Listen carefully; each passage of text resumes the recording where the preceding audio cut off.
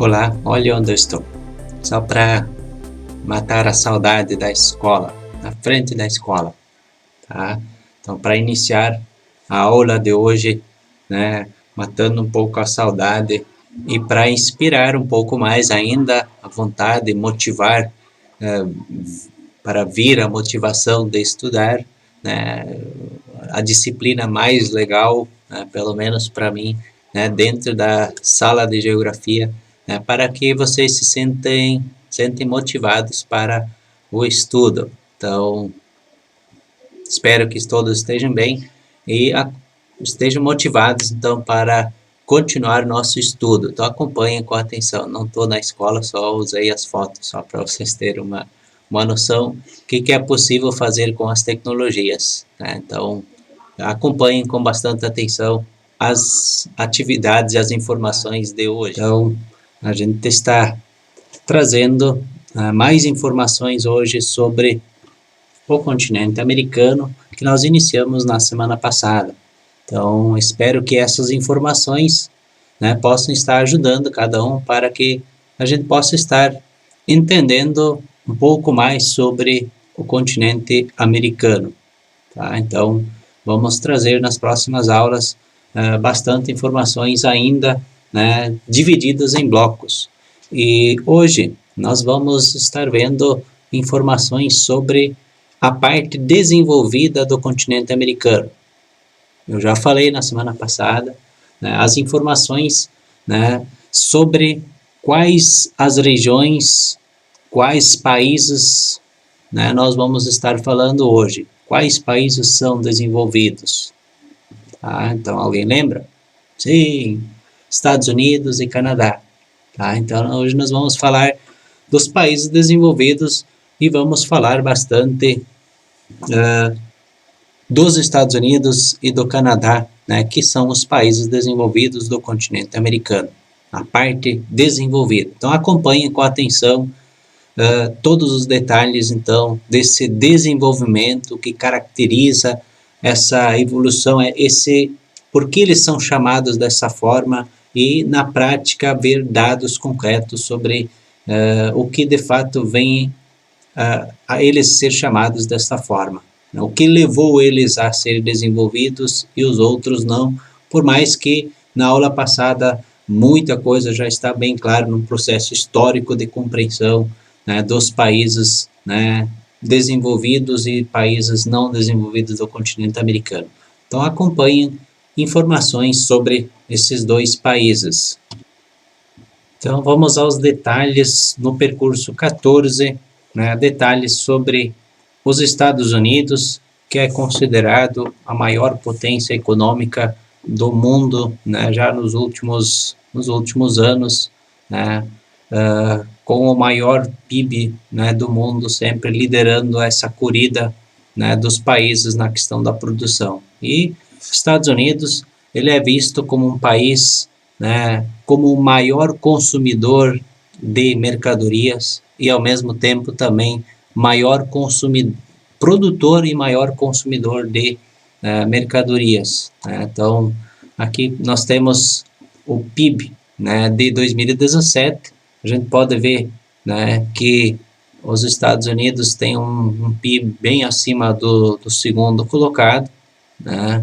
Então, os Estados Unidos, ele aparece, o ano base aqui é 2017, né, está com 19,3% do PIB do mundo, né, em segundo lugar, né, com a segunda maior economia mundial, né, 12,2%, terceiro lugar o Japão, com 4,8%, e em quarto lugar a Alemanha, né, 3,6%, e em quinto lugar aqui em 2017 o Reino Unido, né, com 2,6% da produção do PIB, o ano referência. Houve pequenas alterações aí nos últimos anos, né, mas o ranking dos países, pelo menos do primeiro e do segundo lugar, permaneceu, né, sempre na liderança Estados Unidos nos últimos 15, 20 anos, já uma hiper mega potência. Essa diferença aqui entre o primeiro e o segundo lugar, ele era muito maior sempre e está diminuindo. O que vem assustando, o que vem chamando a atenção é o crescimento do PIB da China, ou seja, os negócios, a evolução, né, que a China vem trazendo e vem crescendo ao país que mais estava crescendo nos últimos anos na questão de crescimento do PIB, né? O Brasil também está entre as 10 maiores economias, né, nos últimos anos, né, e vem permanecendo também nessas economias, né, no PIB, né, com uma produção bem expressiva. Tá? Então, bem interessante a gente entender que no continente americano, então, nós temos, né, o país, né, que lidera a maior potência mundial. Então, um dos critérios que faz com que os Estados Unidos seja essa grande potência, né, porque ele é um gigante na agropecuária, ou seja, ele tem uma agropecuária, né, bastante expressiva, ou seja, os Estados Unidos são o país que tem a mais extensa superfície cultivada de lavouras, que ocupam aproximadamente 21% do território. Tá? E isso faz com que eles tenham vários títulos a nível mundial. Entre elas, então, os Estados Unidos são o maior produtor e exportador mundial de alimentos, maior produtor mundial de milho, de soja, tá? Segundo na produção de frango, carnes, algodão, e terceiro maior produtor de trigo e açúcar. Então vejam só, grandes títulos, né, que fazem com que a economia também esteja, né, seja essa economia com esse potencial gigante. Tá? Então, várias questões dentro do setor agropecuário que deixam o país num patamar da qual ele se encontra.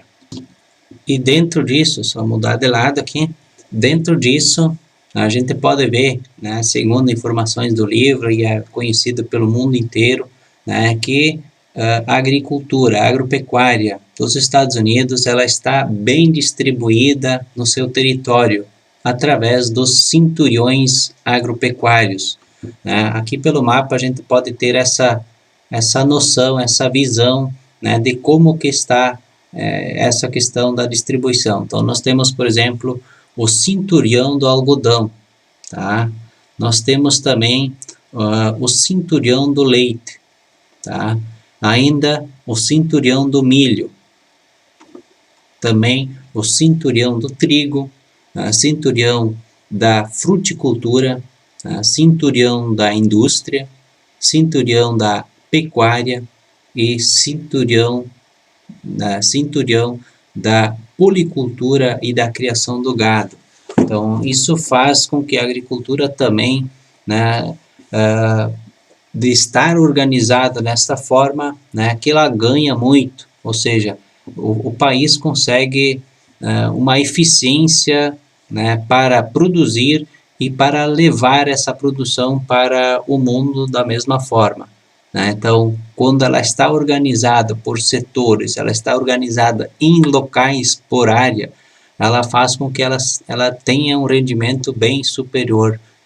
Diferente, por exemplo, se nós compararmos aqui na nossa região, nós temos misturado, né, a produção, né, de leite, de frangos, de suínos, né, e dentro disso, por exemplo, no setor de leite, a gente pode ver que várias empresas trabalhando num espaço, disputando espaço, né? Tem locais, linhas, né, que passam 4, 5 leiteiros, né, no mesmo dia. Imagina o gasto que isso tem. Então, se o país consegue organizar isso no produto final, ele consegue ter um produto bem competitivo, sobretudo, né, quando ele tem distribuído, né, pelo seu país, pelo seu território, né, esses cinturões, né, que são regiões definidas. Lá se planta milho, lá se planta soja, lá se produz frango, enfim. Então, bem organizado, né, isso faz uma diferença competitiva né, nesse país. Então, bem interessante a gente compreender e ler sobre essa característica típica dos Estados Unidos. Da mesma forma, o espaço urbano industrial, né, ele está organizado, né, e consegue ter, né, uma geração de riquezas e de mercadorias, né, muito grandes. Então, assim, aqui nessa parte verde, né, eles têm toda uma região de indústrias, de tecnologias de ponta, né, desde um processo histórico, né, vem evoluindo, né, vem apostando, se instalou nessa região e evoluiu e tem uma dinâmica, né, histórica, né, de uma indústria de tecnologia de ponta.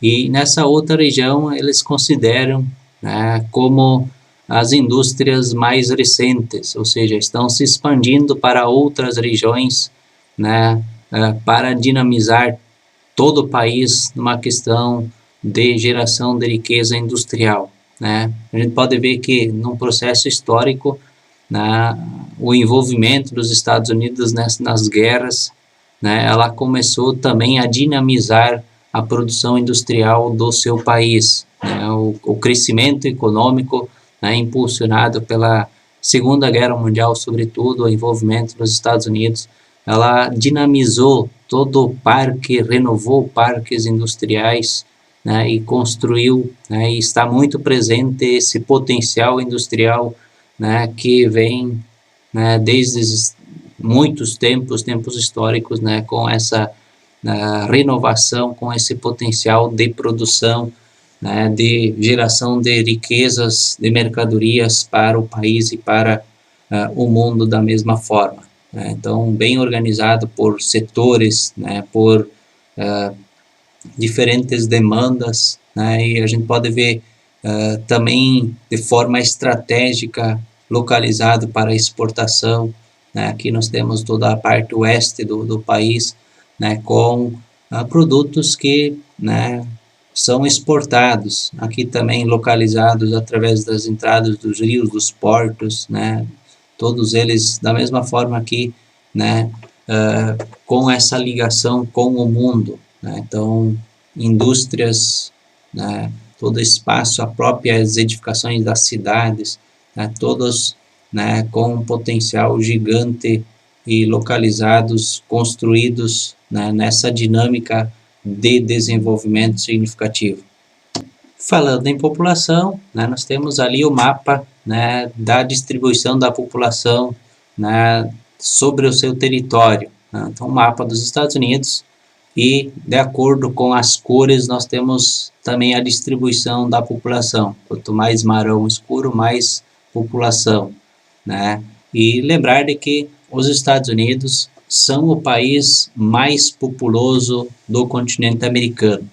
Apenas países que estão à frente dele, inclusive, é a China e a Índia. Então, Estados Unidos é o terceiro país mais populoso do planeta e o mais populoso do continente americano, né? Então, um grande número de população, né, faz com que também ajude a ter esse potencial de consumo, de produção, né, e de distribuição, enfim, um mercado consumidor e um mercado produtor significativo, né, com um mercado qualificado ao mesmo tempo. Então, são características, né, rápidas sobre a questão da população. Nós podemos ver aqui pelo mapa, nós temos uma concentração de população aqui, né, Nova York, né, toda essa região leste do estado, né, com uma concentração significativa, né, das grandes cidades, né, bem concentrados ao longo dessa região aqui, tá? Então, características rápidas dessas questões da população. Então, aqui mais um mapa, né, sobre as grandes cidades, chamados de megalópolis, né? Então, os Estados Unidos, ele tem cerca de 40 aglomerações urbanas com mais de 1 milhão de habitantes. Vejam só, E por esse mapa a gente pode ver essas cidades, né, de acordo com os círculos, né, com a concentração de população nas cidades. Então, é muita gente vivendo nesses aglomerados urbanos. Inclusive, nesse período de pandemia, a gente pode ver que, mesmo um país sendo desenvolvido, né, é o país também que tem atualmente o maior número de mortes por causa do coronavírus, né, justamente porque as pessoas vivem bastante concentradas, por mais que eles tenham setor de saúde de primeiro mundo, enfim, mas eles também foram surpreendidos, né, por esse vírus. Certamente o fator importante ali a se considerar é a aglomeração de muita gente nas cidades, e a gente sabe que o vírus, né, quando tem aglomerações, ele se espalha mais rápido ainda e o setor de saúde não consegue atender a todos. Então, é isso que aconteceu em praticamente todos os países que têm, né, número de mortes exagerados ou altos, né, é o que vem acontecendo no Brasil também, que o setor de saúde não vem vencendo, né, atender a todos, né, dentro desse quesito. Também destacar aqui, né, uma das grandes aglomerações industriais, né, conhecidas, né, pela sua dinâmica no mundo inteiro, o famoso Vale dos Silícios, aqui bem no oeste do estado, do país, né, que tem uma dinâmica de desenvolvimento, né, assim, assustador, né, lidando com tecnologias de ponta, né, o famoso Vale dos Silícios, que muitas vezes é citado pela sua característica, né, de indústria de altas tecnologias, especializados em microeletrônica e informática, né, tecnologias de ponta, né, que são produzidas para o país e para o mundo, né, chama a atenção do mundo, né, dos Estados Unidos, esse ponto, né, de produção, de desenvolvimento de tecnologia, sobretudo nessa área de desenvolvimento.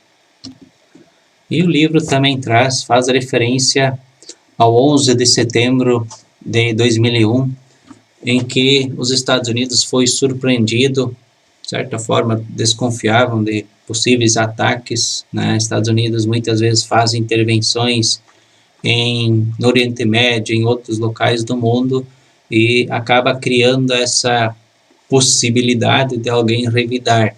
Tá? Então, em 11 de setembro, o famoso 11 de setembro conhecido, né, de 2001, né, onde aconteceu esse ataque, né, em que 2 aviões se chocaram contra essas torres, né, gigantes, eram, né, 2 torres, 2 prédios, centros econômicos industriais, o coração industrial de negócios dos Estados Unidos.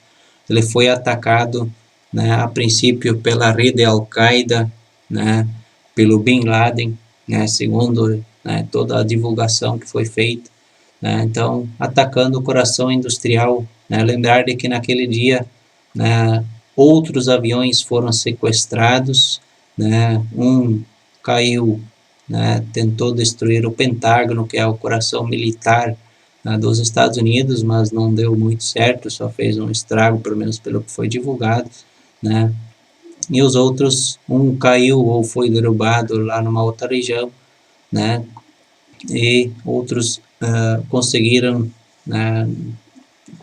ser recuperados sem maiores prejuízos, né? Então foi um dia em que o mundo parou para assistir. Então, uma certa hora da manhã, né, um avião se chocou numa das torres, né? Parecia que era um acidente, né? E a imprensa mundial se voltava, né, através dessa situação. Aqui a gente pode ver nessa imagem, demonstra isso, né, cerca das 9 horas, né, o primeiro avião se chocou, né, e ele ficou desta forma aqui, ficou queimando, o desespero, né, das pessoas que estavam aí pessoas acima do local que se chocou, né? O mundo estava acompanhando isso, né? A imprensa dos Estados Unidos estavam transmitindo isso e dentro disso outro avião se chocou, né, no segundo prédio. Aí a situação do pânico se espalhou para o mundo inteiro, porque aí os Estados Unidos percebeu que ele estava sendo atacado, né? Então, o mundo ficou em pânico naquele dia. Ou seja, qualquer avião era uma ameaça que poderia cair, porque não se sabia, né? Não, enfim, uma situação bem estranha. Eu sei que eu estava em Ibema, no Paraná, naquele ano, e a gente também no Brasil, assim como praticamente todos pararam para tentar entender o que estava acontecendo. Por isso, então, esse 11 de setembro ele é tão famoso, né, em virtude desse ataque, né, da rede terrorista, né, que acabou provocando estragos significativos, né, nos Estados Unidos e, sobretudo, né, pelos alvos escolhidos. São estratégias usadas que ninguém desconfiava que poderia ser feito dessa forma.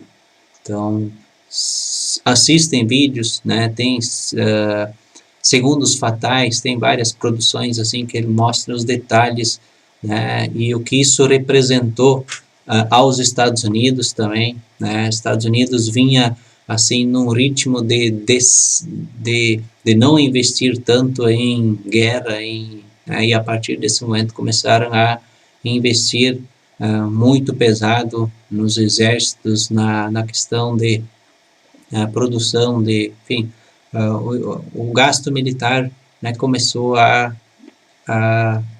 né, ser bastante significativo novamente até os dias atuais, né? Então, portanto, a gente entender de que o mundo é bem diferente depois desse ataque do 11 de setembro que aconteceu nos Estados Unidos. Então, leiam mais detalhes sobre isso na internet e nas outras fontes que vocês tiverem acesso para entender mais detalhes sobre o ataque de 11 de setembro.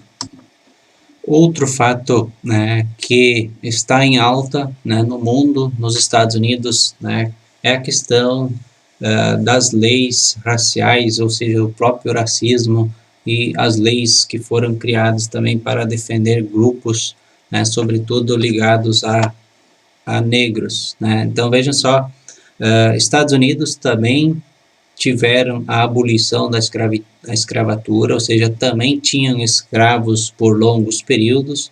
Eles tiveram essa abolição, ou seja, essa revogação da lei, né, um pouco antes, né, do Brasil, em 1865, né, e também os negros eles têm essa situação, né, considerado inferior aos brancos ainda hoje. Então, por isso que é fácil de entender, né, porque essa revolta, né, fundamentada, né, que está acontecendo nas últimas semanas nos Estados Unidos, em que, né, quando os policiais, nesse caso brancos, né, acabam se prevalecendo sobre essa segurança, né, e acaba criando toda essa onda de revolta, né, porque também o processo histórico, né, o grupo dos afrodescendentes também passaram por essa situação de serem escravizados, né. Para o Brasil fica fácil de entender porque nesse quesito, né, se tem um contexto histórico muito parecido, porém nos Estados Unidos, né, quando foi feita essa abolição, né, quando foi revogada essa lei proibindo a escravidão, né, os africanos eles ganharam subsídios bem superiores aos até então escravos brasileiros, né? Então isso é importante destacar, mas mesmo assim, né, existe essa diferença, né, entre brancos e negros nos Estados Unidos, ainda hoje essas classes sociais em que a maioria das pessoas que são na classe mais baixa, né, são as pessoas, né, os afrodescendentes. Então isso é importante ver para entender alguma conjuntura que está acontecendo também nas notícias, nas atualidades, tá? Muito bem, então, nos Estados Unidos, de forma resumida, né, temos essas informações. Vamos ao outro país desenvolvido, né, do continente americano, então, sobre o Canadá.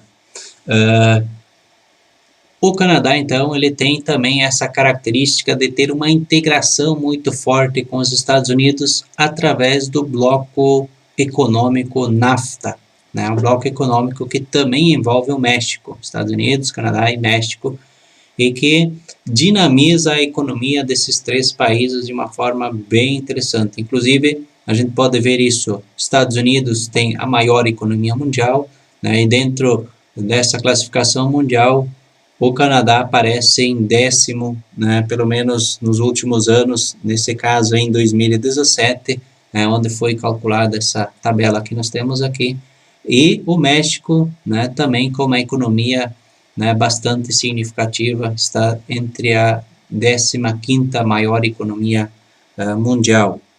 Né? Então, essa interligação, né, desse bloco que faz um gerenciamento, né, de bens de produção e consumo acaba fortalecendo ainda mais esses países desenvolvidos com essas características, né, de acordos bem interessantes para se favorecer mutuamente. Mais características então sobre o Canadá. É o maior país em área do continente americano, tá? Um título que ele tem, sendo o segundo maior do mundo, né? Superado apenas pela Rússia, tá? Então, aqui nós temos um mapinha bem pequeno, né, do Canadá, e uma das características desse país gigante é que boa parte desse país fica muito próximo da região polar, ou seja, é congelado. Aí a gente pode ver aqui também a distribuição da população, né, nesse país, né? Ele se encontra aqui então concentrado na região sul do país. Tá? Então, justamente por causa dessa característica, né, de bastante frio no demais território do país. Então, eles têm essa dificuldade, né, de desenvolver todo esse território que tem, justamente por essa característica bem importante do excesso de frio durante praticamente todo o ano, e a parte que é menos frio, porém bastante frio também, né, eles acabam tendo esse desenvolvimento, a construção das cidades, indústrias, né, dentro dessa característica, né, menos frio. Uma característica, então, bem significativa do Canadá é a distribuição do país em províncias, né, conhecidas as províncias que nós chamamos de estados, né, e uma característica bem forte que se tem desde a colonização, lembrar de que eles foram colonizados pelos ingleses e franceses, aí existe uma certa distribuição entre os ingleses e os franceses no território, e isso já historicamente gerou alguns conflitos de querer, né, separar o país em dois países, né, mas sem sucesso, né, foi feito eleições, foi feito plebiscitos, né, assim denominados, para medir, né, essa separação, e acabaram ficando com o país, um país só, né? Então está praticamente resolvido esse conflito de possível separação histórica, né, que desde a origem, né, desde a colonização, né, dois grupos, né, que colonizaram o país, e as pessoas, né, que moram lá têm características diferentes até hoje em virtude das culturas dos ingleses e dos franceses, né? Então essa é a marca bem presente ainda hoje no país. Então, o panorama econômico do Canadá, vocês podem ver, assim como a população está bastante concentrada na região sul do país, assim também as indústrias, a própria produção agrícola, né, ela também está concentrada nas regiões sul, né, pela característica de ter menos frio, né, que possibilita então esse desenvolvimento. Então nós temos também aqui uma concentração bastante significativa de indústrias, e outras regiões também vários pontos, né, de desenvolvimento industrial altamente desenvolvidos, e também a produção da agricultura agropecuária também distribuídas sobre o seu território, né, também com uma característica de organizada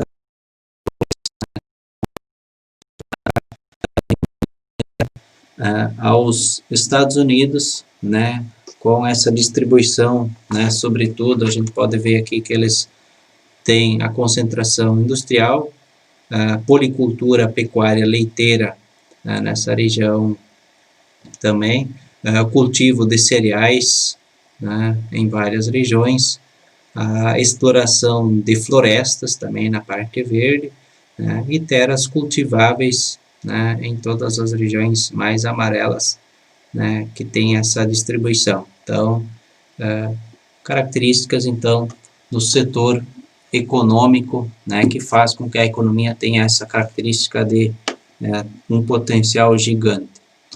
Um destaque também é a extração de madeira e a indústria do papel, né, Estados Unidos, Canadá também se destaca nesse quesito, né, aqui a gente pode ver a imagem, né, da exploração, né, de madeira, né, para essa produção, né, bem significativa nesse país também. Então aí mais um mapa com mais detalhes, né, sobre o uso da terra do Canadá, né? Então nós temos na parte do verde escuro em várias regiões a pecuária predominantemente leiteira, né? Então eles têm essa característica da produção de leite. Também na parte de roxo, em alguns locais, a pecuária de corte, né? Produção de carne. O amarelo, né? Produção de cereais. O rosa, então, a pecuária e cereais. Né? Na questão do laranja, a pecuária e policultura. No vermelho, né, vegetais e fruticultura, toda a parte do verde, então, que nem eu falei antes já, florestas comerciais, né, ou seja, a extração de madeiras para, sobretudo, a produção de papel, né, e outras, né, características, né, de como que eles usam a terra. A gente pode ver que boa parte do seu território, então, não tem produção inviável para produzir, porque está coberto de gelo todo ano. E essa parte aqui, onde eles produzem, também, boa parte do ano também está congelado, justamente pela sua proximidade com o polo, né? Eles fazem parte da região polar, são frio, né? E parte do ano apenas eles conseguem produzir, né, com essa característica, né, mesmo assim são desenvolvidos, né? Então é uma característica que chama a atenção, né, que eles têm uma dificuldade de usar seu território e ainda, né, de explorá-lo, né, em virtude da questão do frio, né? Mas eles conseguiram superar, eles têm muita tecnologia, né, que eles acabam produzindo da mesma forma, né? Então essas são algumas das características então do Canadá para a gente analisar e entender. Muito bem, então essas eram algumas das características dos países desenvolvidos, né, dos Estados Unidos e do Canadá, para a gente entender um pouco sobre, lembrar que são algumas das características, né? Aproveitam, quem tiver tempo se dedicam a entender mais detalhes sobre esses dois países, né, do continente americano desenvolvidos, né, com essa característica, né? A gente pode ver aqui no fundo, então, uma imagem, eu fui para a Lua para não pegar o coronavírus, que tal, né? Então, uma imagem, né, observando, lógico, é uma montagem, né, mas importante a gente ver, né, essa característica dos países do continente americano, então, desenvolvidas, e para a próxima explicação, né, vou trazer detalhes sobre os países emergentes do continente americano, e num outro momento ainda, né, os países, né, que eu já citei na aula passada, né, sobretudo com a base agropecuária ou a extração, né, de diferentes matérias né, de diferentes produtos, né, que é a base da economia desses países, né? Então, para quem já quiser estudar e ver detalhes sobre os países emergentes, né? Então, próxima aula a gente vai trazer bastante informações sobre os países emergentes, sobretudo do continente americano.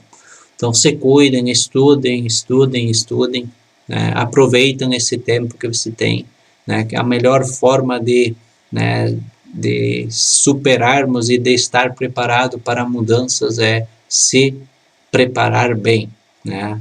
E se cuidem. Tudo de bom e até a próxima. Tchau, tchau.